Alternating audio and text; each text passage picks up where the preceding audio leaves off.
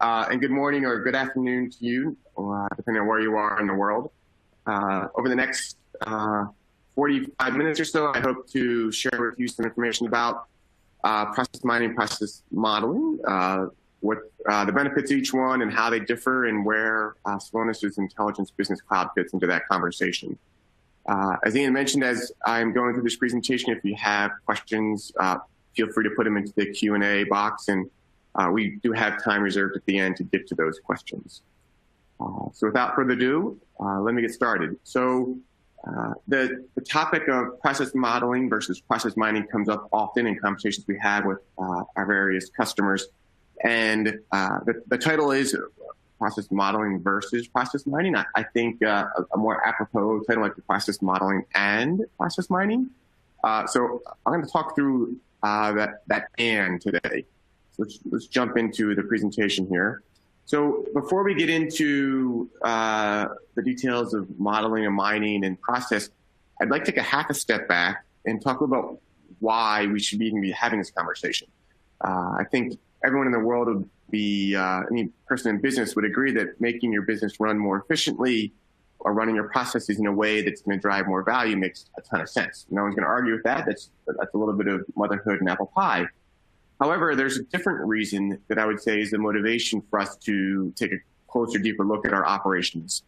One might argue that the reason for us to focus and take this action to improve our overall operations is not just because it's smart business, but because our customers are asking us to do that. And if you think about the interaction and experience that organizations like Netflix and Amazon and so-called digitally native organizations have given to their customers, all the rest of us also need to adapt to that. Wasn't a while ago that you would place an order for something you were more than happy to wait 2 weeks for. But today, we expect it in 2 days. That's with Amazon Prime. And it wasn't a while ago that it was pretty common that we would be okay exchanging handwritten notes or faxes or anything else. Today, that seems a bit old school, and we would prefer to have everything over DocuSign or something that's quick and easy and digital. So you have that. At the same time, you have the desire to have increased productivity. So these, while they seem to be things that are pulling each other apart, they're actually directly related. And I would say that as you increase the productivity of your internal operations, you actually can increase the experience that you provide to our customers. So we're going to talk a little more about that today. So let's go here to the next slide. And proof is in the pudding, and that is that, as we just talked about, organizations today that are not transforming or are not adapting to this new digital approach, they're not staying around for very long. And this isn't supposed to be a fear-mongering slide, but I think more of a slide of that as we go through time, just the same way the Industrial Revolution changed the makeup of the companies that were around, and the same way that the Internet Revolution changed the makeup of the companies that were around, I'd say today we're facing a different revolution. That is one around overall productivity and customer experience. And as we go forward, I think the same thing will happen. And then some will survive and some will not.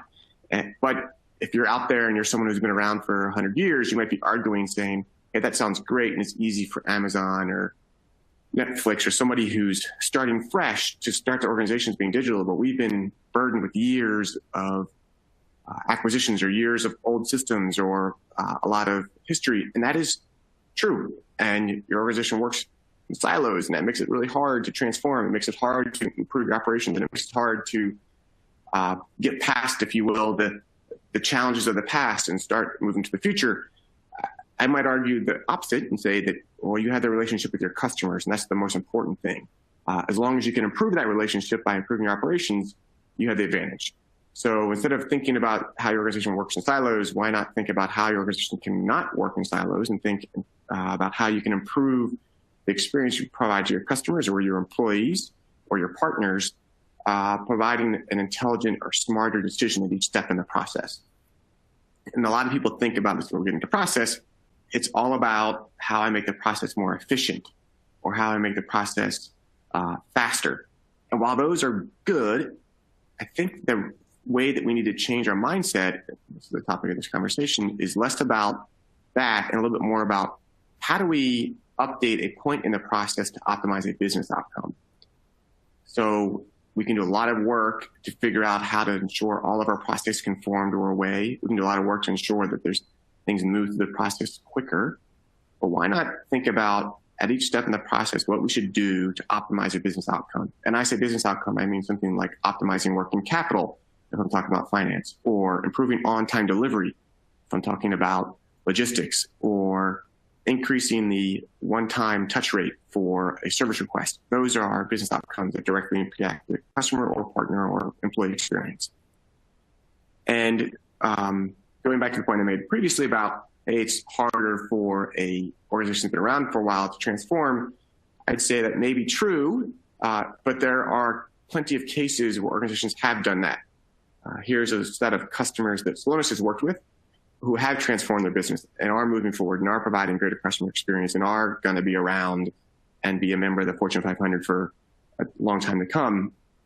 And I'll talk in more detail about some of these case studies in a little bit, but let's just take as an example Schlumberger, who was in the process of transitioning from a number of older legacy ERP systems to a more modern one, and decided to leverage Celonis and process mining and process modeling to do that transition. And that affected over 20,000 users, and they transitioned over 50 different ERP systems to a place where they could all operate in one. And that's an example of someone who has gone digitally native and was able to leverage the technology we're going to talk about here today to do that. Or Siemens, I'll talk about them a little bit later. But Vodafone's another one where they were thinking about how they improve their procurement process, and that helps their employees. But it's not just about helping their employees, but it's directly related to the services they provide their customers. So they can improve that, increase their number of touchless invoices, reduce the errors. That makes their operations more efficient, so they can handle more procurement with the same number of people, but also provide back to the people that are internally, maybe it's someone in IT who needs to get a particular hardware to service a customer. They can ensure that that experience is better for that customer. They went from 73% to 83%. It's actually up to 92%. Slide's a little bit outdated for the procure-to-pay solutions. So let's jump into how and a little less of what happened. So I'm going to talk today about Celonis' new introduction. That's the Intelligent Business Cloud. This is a technology built on process mining. I say built on process mining because that is the foundation to it, but there's a lot more to it. In fact, let's talk about how it works, and then we'll jump into a demonstration. So what do we do from a process mining perspective? We connect to your source systems. Those are your systems of record, things like Oracle or SAP or Reba or Dynamics or any number of those systems that are capturing orders or service requests or purchase line items or any key ID, if you will, in your operations.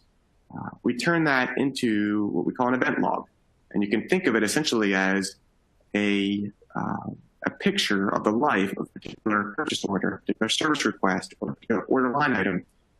Another way of thinking about it, analogy that some folks use is picture yourself driving and you're leveraging Google Maps.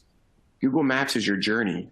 As you're driving, it might give you different options on which way to go, and it might tell you if you go in a different direction, you're going to avoid a traffic jam, and that other way is a better way to go.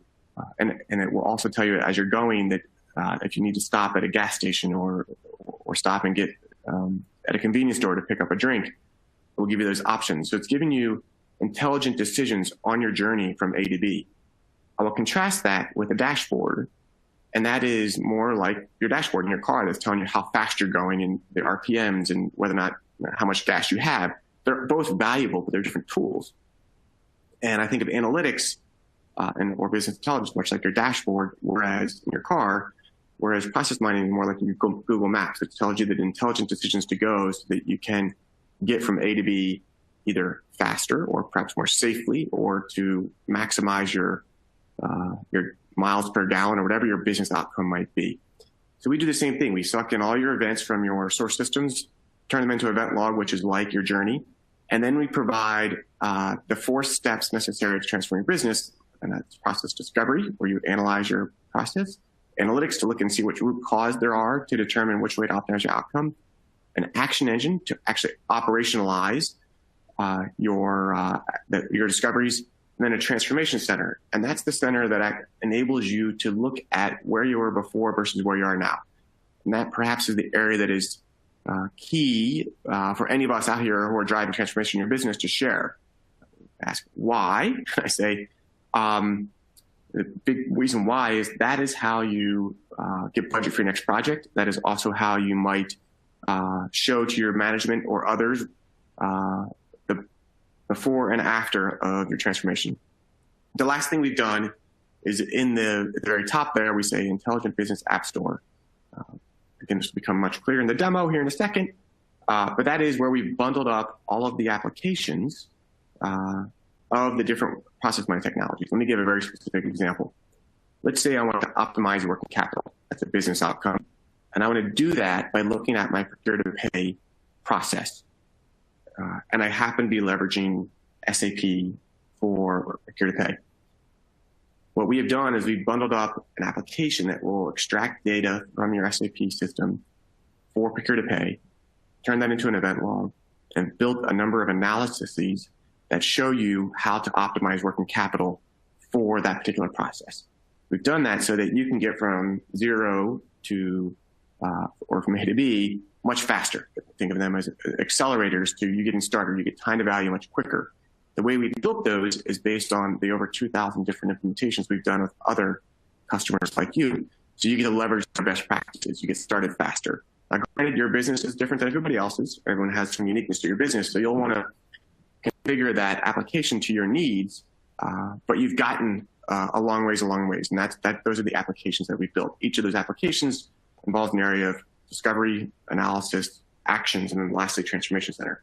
And we'll show you that here in half a second. So before I jump into the demonstration, I do want to talk now, just take half a step back and talk about this process mining versus process modeling. And a simple way to think about this, and we'll get into details of this, is process mining shows you from a systematic perspective what is happening today. So literally from your systems perspective, SAP, Oracle, ServiceNow, Salesforce, exactly the steps that every order or ticket is going through. So it's telling you the reality of your process from a systems perspective. Your systems are capturing every step in that process, even Excel, even manual parts that are captured as part of that overall process from A to B to get a purchase order from perhaps the initial purchase requisition to the point that it's paid. That is the reality of what's happening. And what it shows you in process mining is all the different permutations and all the different ways you can get from A to B. Much like in that Google Maps analogy, there's a lot of different ways you go from A to B.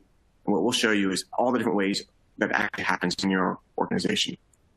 I will contrast that with process modeling, which will show you perhaps when everyone gets in a room and you get on a whiteboard or you sketch out the ideal process that you expect that purchase order to follow. And that may have some decision points and that might have swim lanes, and will tell you what you expect things to happen. Both of those are valuable. One is, this is the way we expect things to go through our system. The other is the actual reality. So you can use them both to help you improve your overall business.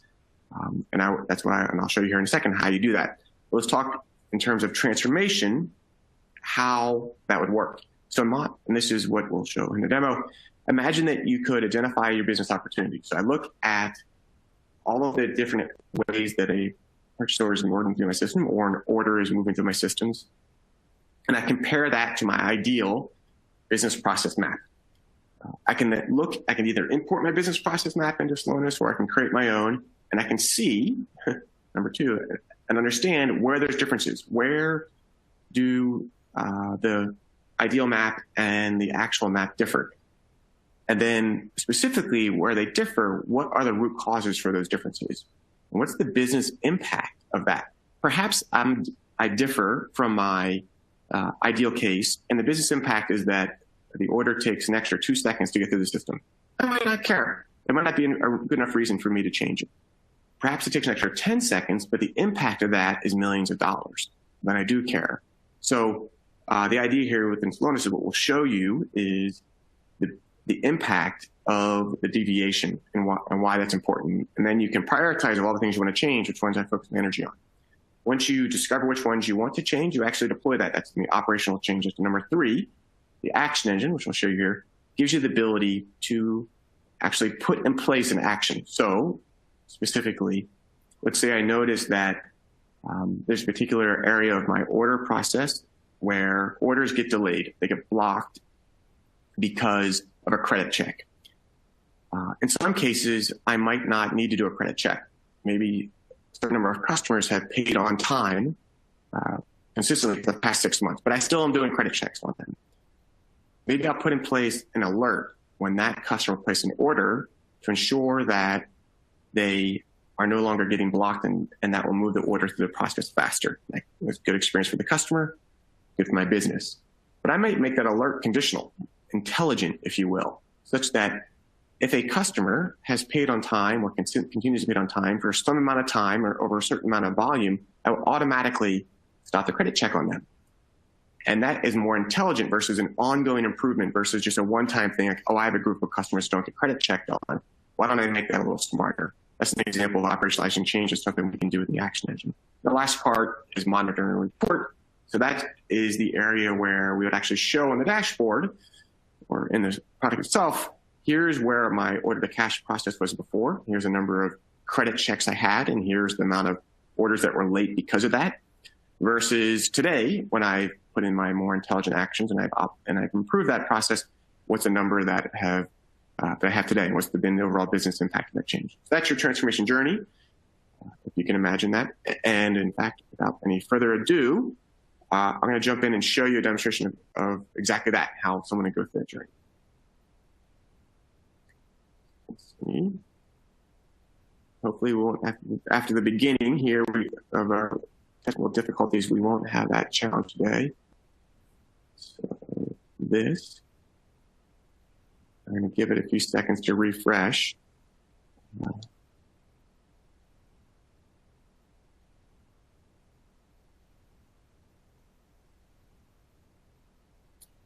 Okay, so hopefully everyone can see a screen that says order to cash. And what I'm showing you is, if you will, a view of this particular fictitious company who has $1 billion of net order value and 1 million sales order items. And what I see in this first screen is what was mined, a process mined, a view of my process. So I received an order, I confirm that order, I generate a delivery document, I ship the goods, send the invoice, I get paid, and we clear the invoice, and then the process ends. And this looks pretty straightforward, and everyone probably on the call is like, well, that was nothing exciting about that. Why? What am I looking at? And I would agree and say yes. However, what I would say is that this particular process, which may be your process that you would expect in order to follow, happens in only 42% of your cases. And what we're looking at from a process mining perspective, I can now look and say, well, how many, if I want to look at my next 3 most common variants, and I look at 74% of the cases that happen when I do a check, or I extend the confirmation delivery date. And I can see the number of orders that through those, or perhaps more importantly, I can actually see the time that's extended when I go through that process. So after I confirm an order, I change the delivery date, and that is 8 days, whereas it's 2 days when I generate delivery document after I confirm the order. So now I've extended my delivery time by 6 days. Or when I receive an order to confirm an order, it takes 0 days. That's good. But when I do a credit check, it takes an extra 4 days. So these start to give me an indication of where there's parts of my process that are extending my process or changing the way things happen. I can continue to expand that. For example, I return the goods at times or cancel an order. And what I'm doing right now, and this is process mining versus a process model, or process model is telling me what my ideal world is. I'm currently looking at all the different permutations. And again, what's behind the scenes here is this is data that's coming from your source system. So this is an objective of what's happening. Often when you do process modeling, I may have some opinions of what I think should happen versus what does or does not happen. In this case, there's no argument. I can even go back and show you every specific detail of every single order that went through each of these processes and how they move through the process. And this starts to look a little bit complex, but I would argue that it's a little bit complex, but the reality of what just about every business looks like is actually this. And that's a little bit scary. We call this the spaghetti. And you may look at this and you get scared and say, oh my gosh. And I say, yes, that's correct. Almost every business has this level of variation how a process goes. And that may be scary, but I would argue it's actually not that scary because, again, we just need to focus on the ones that are going to have the biggest impact. Every woozy isn't going to have a huge impact. All right, well, hey, that's great. You showed me that. Now I'm scared, but how do I ones are going to have the biggest impact? Good question. So now that we've talked a little about the underlying process mining technology, let's talk a little bit more about how we analyze. So now I've moved from process discovery to process analysis and understand where do I have the biggest impact.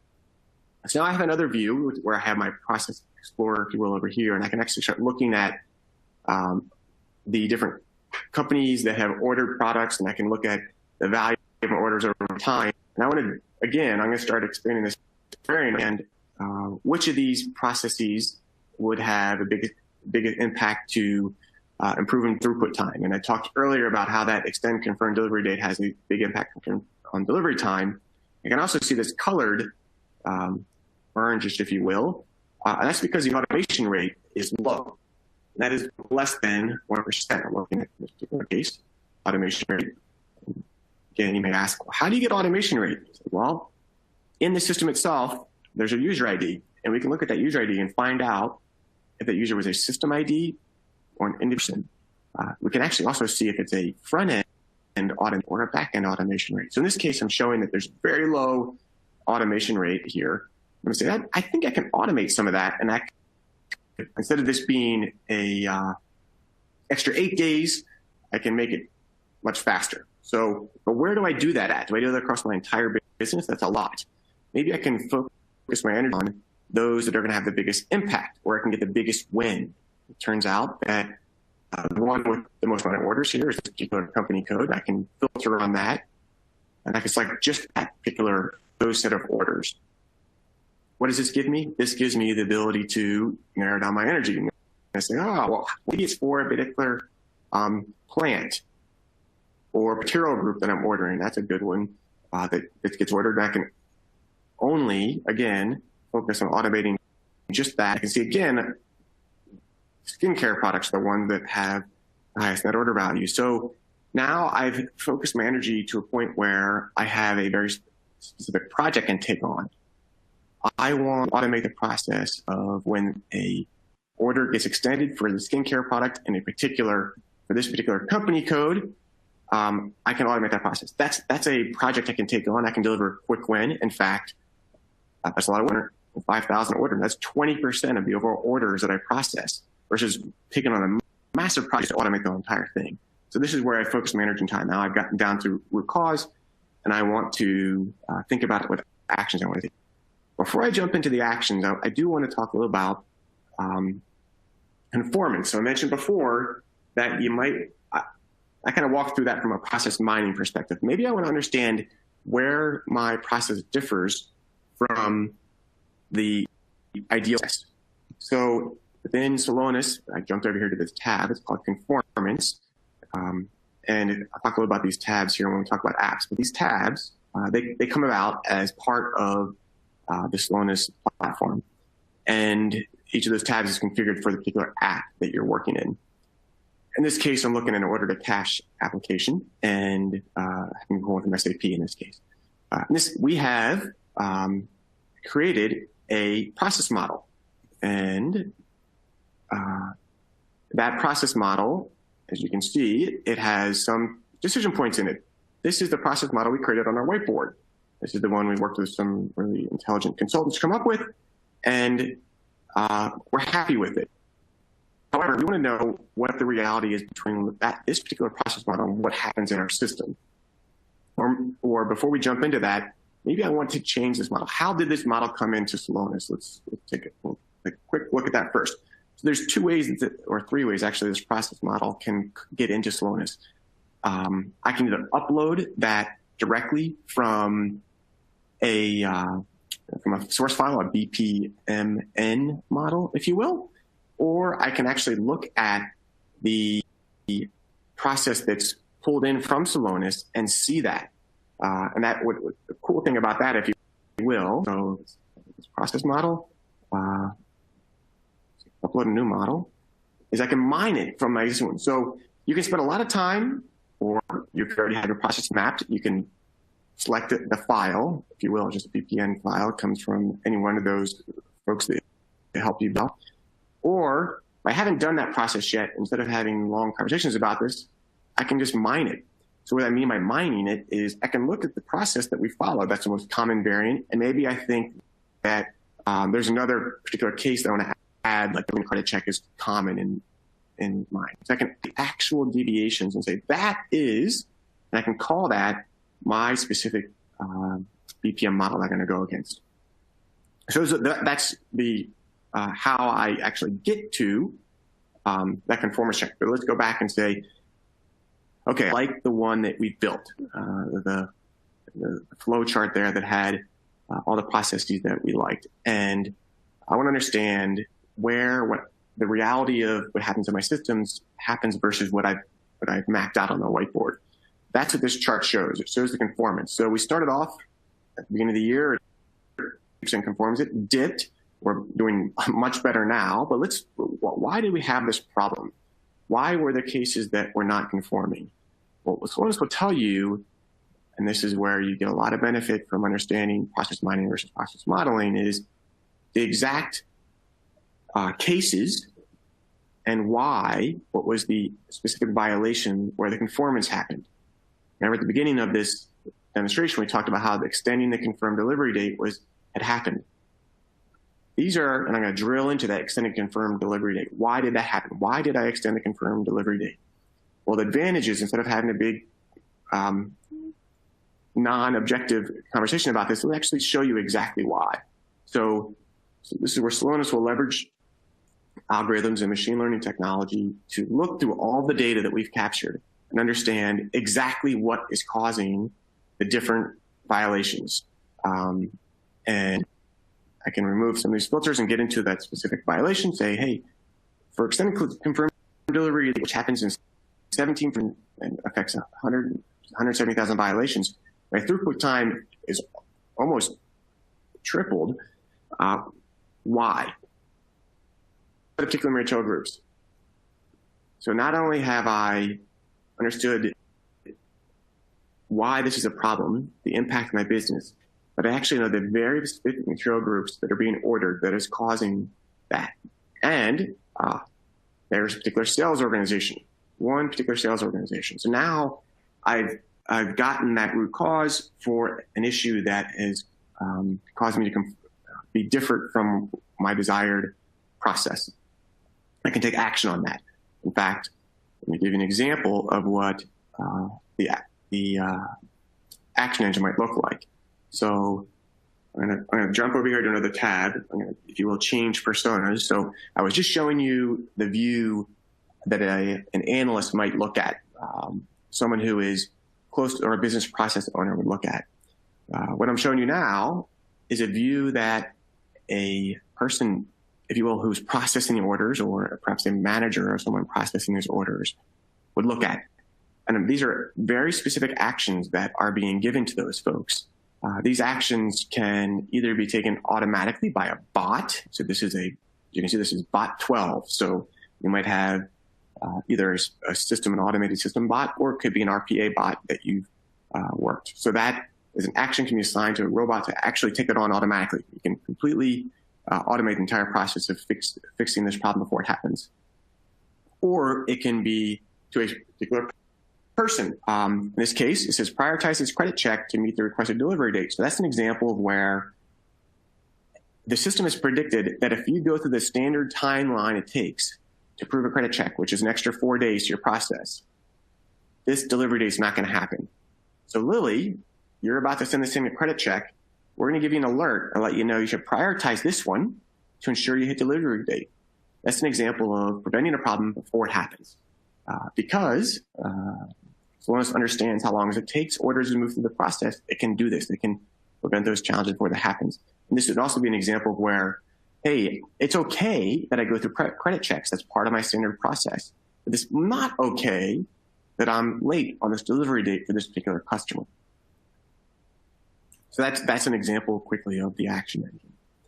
Now let's jump over quickly, lastly, to, and I'm going a little bit back in this application demo, but how did I get to where I was?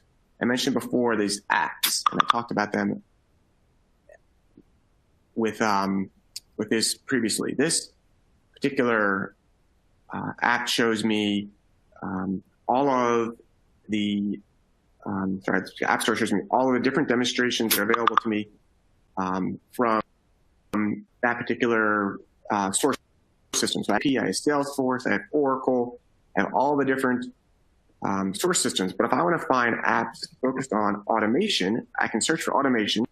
What I have here are any sort of app that's going to improve automation for a particular process, like purchase to pay or order to cash or warehouse management for a particular source system, like SAP or Oracle or any of those in that nature. And what this is, hey, I want to improve automation for my plant maintenance. Great. And I have SAP. I can deploy that app when I click on that, and I get started with a process. I get started with a set of tabs, and I highlight the areas that are more likelihood for me to get automated. That's how we get going faster in terms of what I just showed you. So let's get back to the slide presentation here. We have about another 6 or 7 minutes, and then we'll go to questions. And okay, hopefully everyone's now looking in this slide that has Siemens on it. Siemens is a customer of Celonis. They've been working with us for a number of years. And on the picture here is T. He's responsible for helping transform a lot of the different processes across Siemens. And if you're a business saying it's very hard for us to move from the world we're in today to a digitally native world like Amazon or Netflix or Palo Alto Networks or someone like that, let's take Siemens. They had over 70 different ERP systems. A number of them are custom. And they're trying to get their processes to be smarter and more intelligent and have less friction in them. That's a big task. This particular gentleman, T, went around and looked at, particularly for the order to cash process, across all the different systems they had, across all the different business units. Now remember, they've grown through acquisition, they've grown organically, they have a lot of different products, and leveraged Celonis and identified 10 million manual activities that he could automate. And he only had 3 people to do this. And he did this across 30 different countries. And in doing so, they saved $15 million annually. That's a business impact. Now, there's probably another 10 million activities out there that are also still manual that they did not automate. And those didn't deliver as much impact. It's not saying they're not ever going to do them, but they prioritize the ones first that deliver the most impact. Not only that, but they're actually able to quantify the value and the savings they achieved from these. So now when they go back to management and say, hey, I'd like to take on the next activity, maybe I'm going to move from order to cash to procure to pay. The management will say, yes, if you can save us another $10 million, then or $15 million annually on that process, we'd be happy to fund you. Please go. In fact, do it for warehouse management, do it for customer service, and then you start actually seeing the snowball take effect and you start to move. So here's Celonis. As I mentioned before, we've worked with over 500 customers, folks like Siemens, but also digitally native companies like Uber, even to help make their operations more fluid and remove friction across those areas. And we've worked with them in the areas of strictly understanding process to improve them. We've worked in the areas of conformance, worked in the areas in terms of doing IT, if you will, migrations, as I mentioned that before, any number of use cases. But our goal always is, what's the business outcome that we're trying to drive for? And then we'll figure out how to improve the operations. Gartner is also recognized as being the leader in this space. And we've had a lot of growth over the time, and that's due because of the fact that our customers continue to see value and are able to quantify the value they get from the projects they've taken on. And the last thing to mention is I mentioned Uber, I mentioned Siemens. we also work with a lot of customers that are more, I'd say, mid-size. And they can see as much value, if not more, from deploying Celonis. So just because you're not a $20 billion a year company doesn't mean you can't see value from this. Shukot, one of the is more of a mid-sized organization, and they're one of their longest, long-time Celonis customers, and they've seen perhaps even more value than others in removing friction from the process as well. So lastly, as I showed you in the application store, and I demonstrated the order-to-cash process, we talked about that with Siemens, we work across any number of processes within your organization. That might mean product development, from the time that an idea is conceived to the time that you're delivering that product to the customer, to the time that you take another revision on it, to the time you actually might end of life it, through to lead to order, the process of selling, marketing, through processing your orders, to providing service to your customers, through procuring materials or services to improve your organization, to even ITSM or internal service and DevOps to ensure you're delivering good digital experience to your customers, all the way through to even closing the books. All of those are business processes, and there's many more. But you'll notice underneath each of these business processes is a bullet point. And those bullet points are business initiatives. When we start each of our projects, that's what the business initiative is about. That's what the project is about. Yes, it might be on an order-to-cash process, or it might be on a procure-to-pay process. The name of the initiative is either optimize working capital, or improve our perfect PO rate, or reduce cost to serve, because that's the focus, and that should be the goal. There's a process behind it, and there might be a process model for that process, and there is certainly a large number of deviations. But when the process and the project is over, our focus is going to be on how much did we decrease our time to close our books, or how much did we reduce our cost to serve, or how much did we improve our working capital by.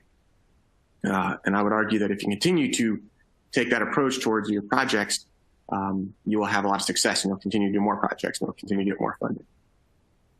So with that, we're going to conclude the presentation course. We're going to open this up to questions from the audience. If there are any questions, please do put them into the Q&A. Great. Thank you very much, sir. That's really interesting. You raised a lot of interesting points, a lot of good stuff there. The question I have to ask you before we go to the Q&A, and those at home, you can just put your questions into the Q&A box, and we'll get around to them in due course. My question is there's always a saying in business, isn't there, which is you can have the customers want it cheaper, faster, or better quality, and they can pick any two of those. Is this sort of breaking the rules a bit? Is this giving people the opportunity to be faster, cheaper, and better quality? Great question, and I am chuckling because I heard that framed that way for one particular. I have heard that saying before, and it's ironic, but I would argue that by delivering it in a way where you reduce the friction in your operations, you are going to deliver it cheaper because you're going to have less friction. You can have higher quality because you have fewer errors in the process. And so, yes, I think you can overcome those three. That being said, I'm not going to refute the fact that if you can produce a product really quickly and it will have higher errors. I would argue that the goal should be your business outcome is. But I think you could overcome that. If you will, you could do all three of those, yes. Okay, well, that's good. There's potentially breaking the rules of physics there in order to deliver. Fab. Let's go to some of the audience questions here. There's a couple that seem to be sort of striking a similar note. There's Arno Christensen, who says, how do you connect it to your daily data and integration? And another one from Morning Shoe. How does Celonis connect to systems to collect event logs and API? Let's tackle them one by one. So how do you connect it to your daily data/integration? I'll put the slide up. Yep. So there are a few different ways of doing connections, but the primary connection method is that we're going to go through the API. That's correct, and we've built specific connectors to connect specific objects in the underlying systems, whether or not that's SAP, Oracle, Salesforce, ServiceNow, or any of those things. We spend a lot of time and energy to build those, and we're going to be pulling the data out And the logical question is, well, how frequently, and are you putting undue stress and load on my operational system? Those are technical questions that folks who understand source systems will ask, and the answer is no, and that's because we only pull incrementals. So the initial pull, obviously, is going to be a big batch. That's usually done via batch. So you send us a big, gigantic file. Then after that, we will pull incrementals. So we're not doing very low burden on the system. But it's a query through an API that only pulls certain information. And you say, well, what certain information? Say, ironically, it's not a lot. It's actually quite small. We need, at the minimum, 3 columns. It's an event ID. That is like your case, like your purchase order. The user ID, as I mentioned before, and a timestamp. That's it. Obviously, you want some dimensions like customer or material code or product, as we mentioned before. Those are some others, but those only come when they're changed. So this is not like I'm familiar with business intelligence. We're pulling lots and lots of data. This is a little bit different than that. The next logical question that comes from that, which was this is connected to your daily data. The other question would be like, well, can you do real time? The answer is yes. And I would ask, okay, what real time sounds great. What's the business reason? You're in a call center and you're getting lots and lots of calls, and I want to issue actions in advance so that, much like I showed earlier, that person gets a call saying, hey, processing orders, make sure you expedite this credit check. That makes sense to pull things in perhaps real time or near real time, and we can do that. If you don't need real time, then there's no reason to put that undue stress in your system. But we've done both. Okay, grand. So that sort of answers both of those. Let's have a look. There's another one here. So Emmanuel Strada, who wants to know, thanks for the explanation of process mining. Could we highlight process mining versus process modeling? That was something I just wanted a little bit more clarity on. It's a shame they both start with the same letters. But that difference between process mining on the one side and process modeling on the other. Just give us a sort of a recap on what the difference between those two things is. Sure. And I think the audience can go back and look at the slides, but I slowed on slide 9, I think it was, a view. And if I was explaining this to a layman, I'd say process mining is about showing the reality of the system perspective on your process. What really happens in reality? The way that a purchase order moves through the system, the way that a sales order moves through the system. And I'm careful to say system because that is what we're capturing. And again, I will say systems because we do often get Excel spreadsheets or Google Sheets or even handwritten stuff. Process modeling is a group of folks that get together, smart people, and say, let's map on a whiteboard or on a nice piece of software, what we expect the purchase order to move through. So it's, if you will, the ideal process that we want something to go through. It's not showing a bunch of permutations. It's showing a journey that we expect something to move through. It might have some decision points, but it's not a bunch of different permutations. Whereas in process mining, I will see lots of permutations. Sure. If you're a business and you have over $1 billion or even 500 million in revenue, your average, and you have some level of complexity in your business, I would expect you to have hundreds, if not thousands, of permutations that your orders would go through, as an example. Yeah. Okay. Model. Great. I was just thinking of a simple case scenario for it, and I was thinking everybody in my office goes for a cup of tea at 11 o'clock every morning, and that's process mining, because I know everyone goes for a cup of tea at 11 o'clock. But if I was process modeling, I would probably go at 10 to 11, and I'd be able to get my cup of tea a lot quicker. So that's how I've sorted this out in my own mind. Let's go on to another question. Do you have any experience with data of indoor positioning system, like a real-time location system, in manufacturing process mining? I have to talk with some of our manufacturing that kind of experts on it, specifically around indoor positioning systems. It's interesting. We do a lot of work in the manufacturing area and down into like actual shop floor process mining. So we will pull data out of the actual systems on the shop floor to look at how material is moving its way through the process of turning into a product. the actual production process itself. In fact, we work with a large number of companies on that particular and mining those processes, specifically around indoor positioning systems. I'd have to look at our backlog and understand that. But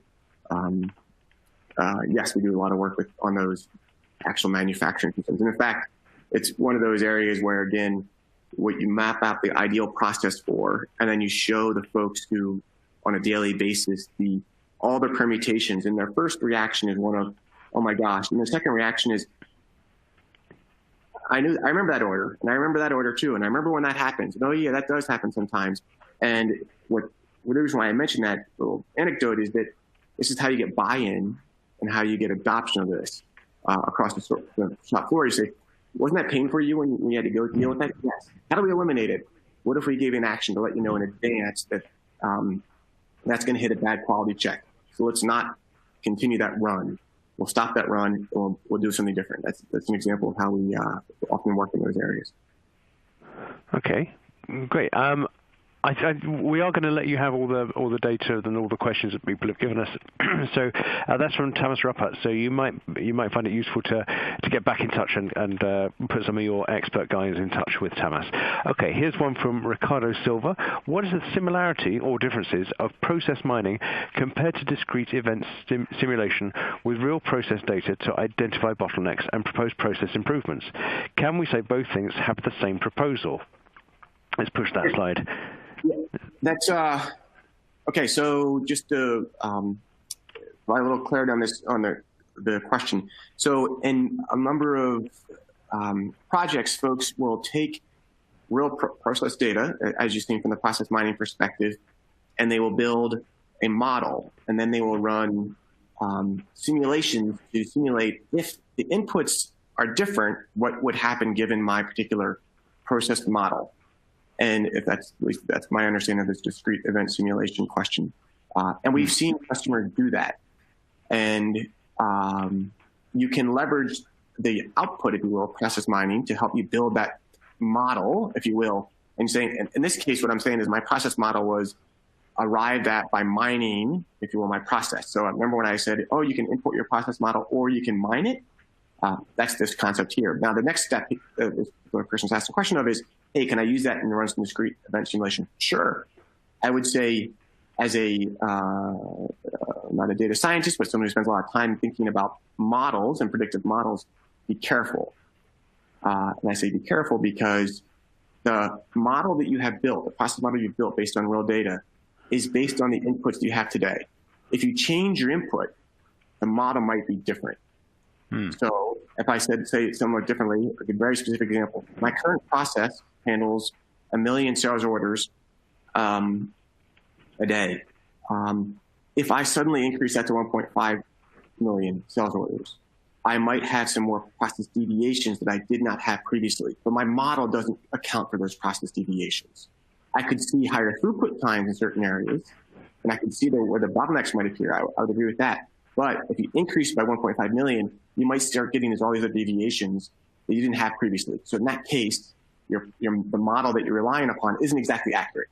So that's the area where you have to be careful with simulation. I'm not saying it's a bad thing. I'm saying just be careful about it, because when you start changing things on the input, your model might be different.